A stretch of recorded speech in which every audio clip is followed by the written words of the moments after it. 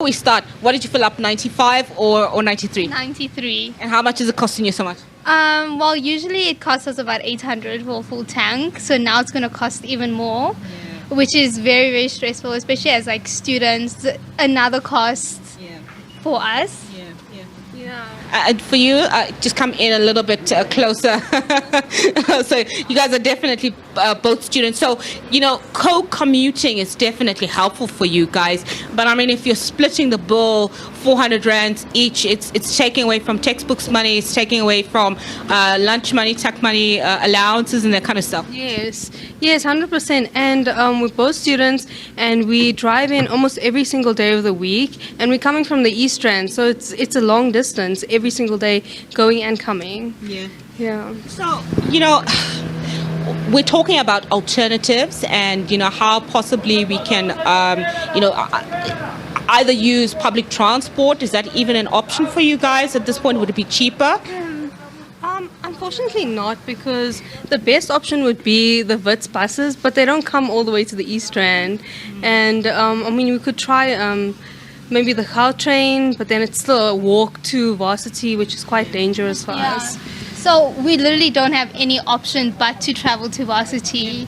It must be stressful on your parents as well. I mean, do you guys have side jobs that you're helping to supplement your allowances with? No, just parents. So this is just another cost for our parents, and we have only one working parent. So it's just another additional cost. It's so stressful.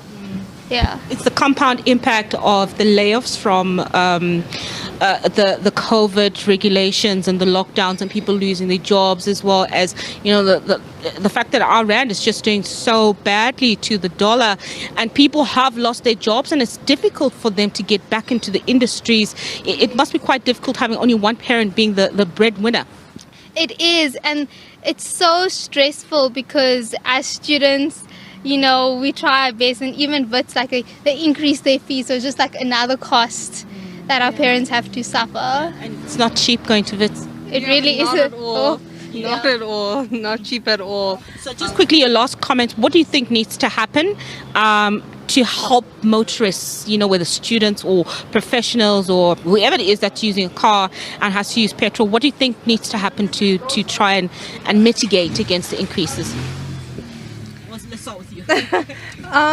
Well, I think, not related to petrol, but just to make public transport more accessible, especially to students, because it really is difficult to come in and out. Navigate. Yeah. And more reliable, because sometimes you can't really rely on public transport with times, and they're not really on time, so you have to make other arrangements. The 411 bus is supposed to come at 3 o'clock, but it comes at 4. Yeah, so you don't have an option. All right. Thank you so much, ladies, and drive safe. Thank you very much for that. Francis, I mean, this is really sort of like the sentiments that we've been getting throughout the course of this afternoon. Since the news of the increase broke just after 3 o'clock. And this is the sentiments that we're getting from motorists, that it's just simply too expensive. They're going to have to sacrifice something else, a basic need, just to be able to fill up with petrol.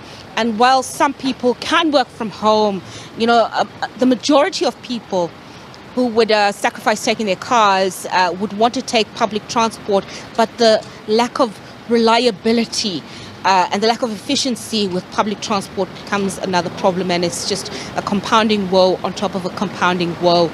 And it certainly isn't any good news on that front for motorists. Francis? Definitely. Tough times ahead there, Nozintombi. Mia, watching these developments around this story for us, I tell you, a lot of people talking about reliable public transport and the compounding effect that this is going to have on various other things, for consumers. That's Nozintombi. We'll check in with her at the next hour.